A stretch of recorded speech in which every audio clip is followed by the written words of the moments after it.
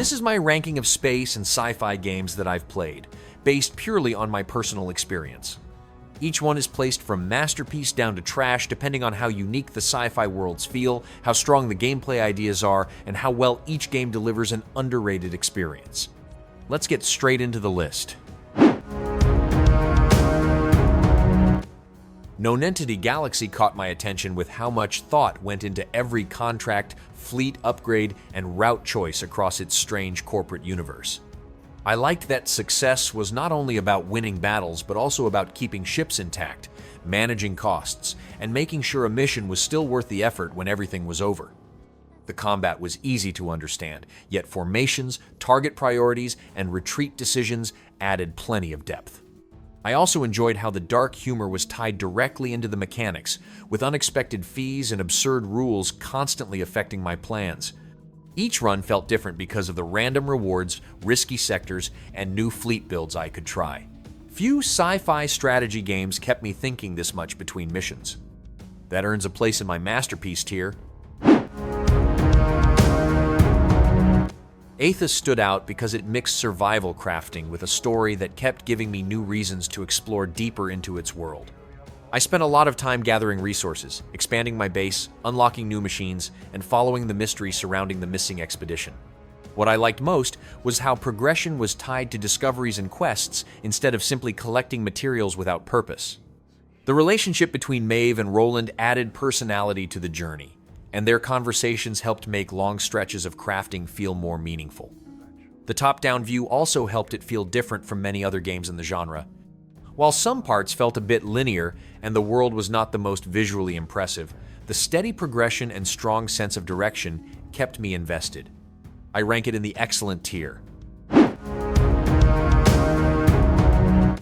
Distant Worlds 2 grabbed my interest through its massive galaxy and the freedom to decide how much control I wanted over my empire. I liked building fleets, expanding into new systems, and watching the simulation create situations that felt different every time I played. The automation tools were a big part of the experience, letting me focus on larger decisions instead of managing every small task. When everything worked together, the scale of the game felt impressive and made my empire seem alive. At the same time, I ran into plenty of friction with menus, unclear information, and systems that did not always explain themselves very well. Some tasks became harder than they needed to be, and that slowed the experience down. Despite its ambition, I ended up placing it in the good tier. Citizen Sleeper surprised me with how much tension it created through simple decisions and a story built around survival on a struggling space station. I spent most of my time balancing resources, managing my condition, and deciding where each dice roll would have the biggest impact. Every cycle felt important because one bad choice could make future problems harder to solve. What stayed with me most was how the people living on the station slowly became more than quest givers, turning the experience into something personal. The writing made even small interactions matter, and I liked how my choices shaped different outcomes instead of pushing me toward a single path. Combined with its strong atmosphere, music, and setting, it remained memorable long after the credits rolled. This lands in my excellent tier. Avorion kept me busy with its huge sandbox galaxy and the freedom to build almost any kind of ship I could imagine. I spent a lot of time mining resources, redesigning my ships, upgrading systems, and experimenting with different layouts to see what actually worked in combat. The shipbuilding was easily the strongest part of the experience because every success and failure felt connected to my own decisions. I also liked how the game encouraged exploration, trading, and hunting pirates while slowly working toward the center of the galaxy. At the same time, the menus could be confusing, some systems were not explained very well, and a few rough technical issues occasionally got in the way. Even with those frustrations, the creativity and scale kept me playing. That's enough for a place in the good tier. Particle Fleet Emergence caught my attention with its mix of real-time strategy, territory control, and puzzle-like decision-making. I started out thinking it was a fairly simple game, but the challenge grew steadily as new enemy threats and ship types were introduced. Much of my time was spent capturing energy sources, protecting key positions, and figuring out the best way to expand without leaving my fleet exposed. I liked how I could pause the action, slow things down, or speed them up depending on the situation, which made larger battles easier to manage. The visuals were basic, but they stayed clear and readable even when the screen became crowded. Combined with strong level design and plenty of community content, it kept offering new challenges. This finds its way into the Great Tier. Cosmoteer won me over with how much freedom it offered when designing and improving spaceships from the ground up. I spent a lot of time experimenting with layouts, balancing power systems, placing weapons, and figuring out how to make my ships perform better in battle. What started as a simple shipbuilder quickly turned into a game where every design choice mattered. I liked taking on contracts, gathering resources, and using those rewards to create larger and more ambitious ships. The cooperative play added even more possibilities because building and managing fleets with friends created plenty of memorable moments. Despite its accessible start, there was a surprising amount of depth once I began exploring advanced designs and combat strategies.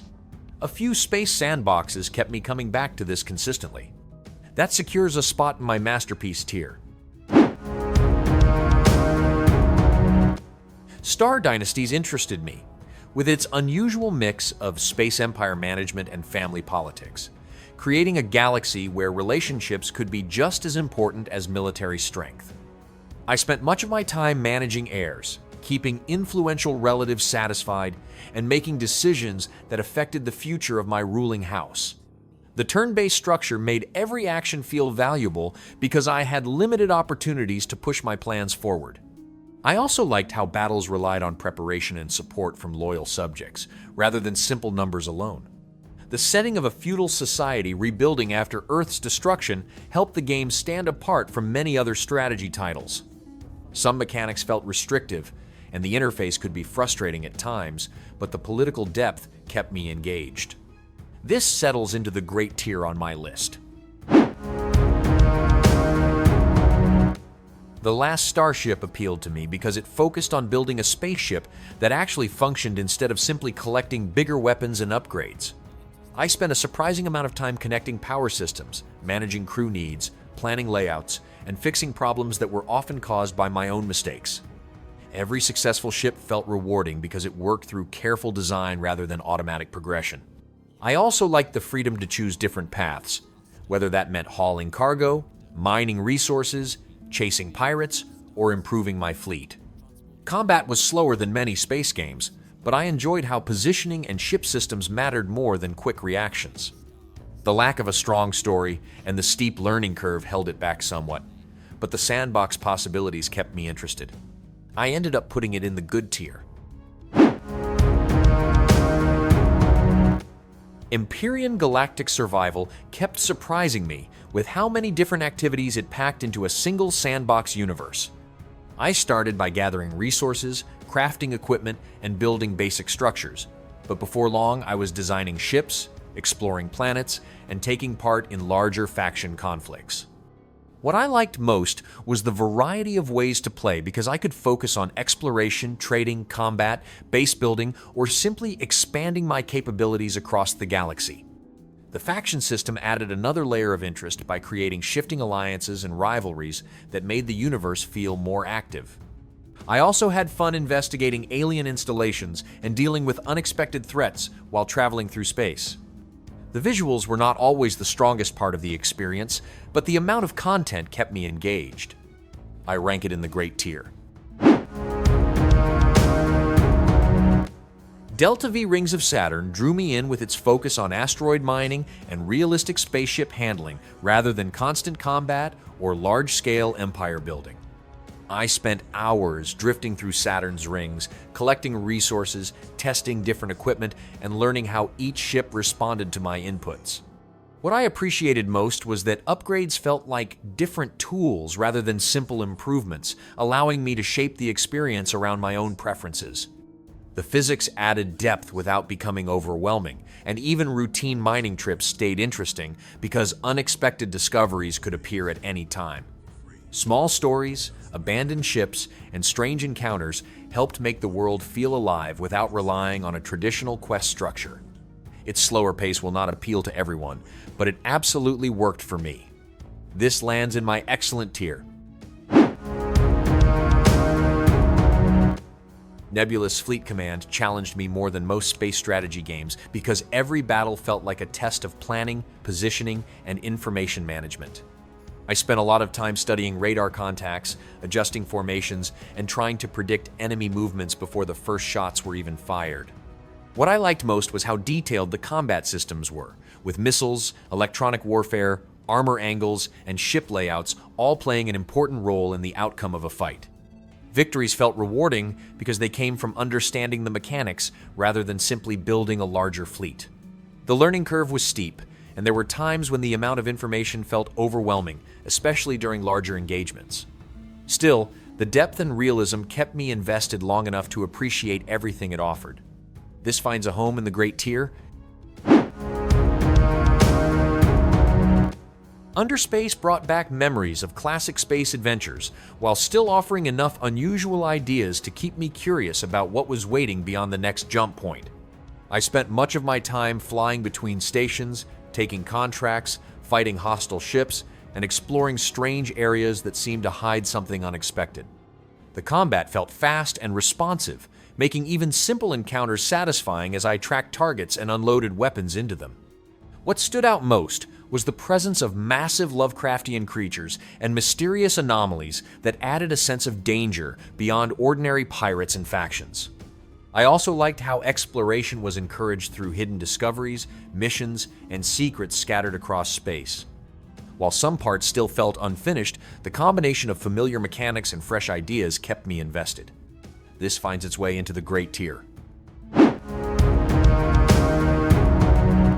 Era 1 caught my attention with its combination of large-scale fleet management and the ability to build ships piece by piece instead of relying on preset designs. I liked experimenting with different modules, creating larger vessels, and figuring out how to expand my fleet through my own designs. The idea of constructing stations, mobile bases, and even space cities added more variety than I expected from a traditional space strategy game.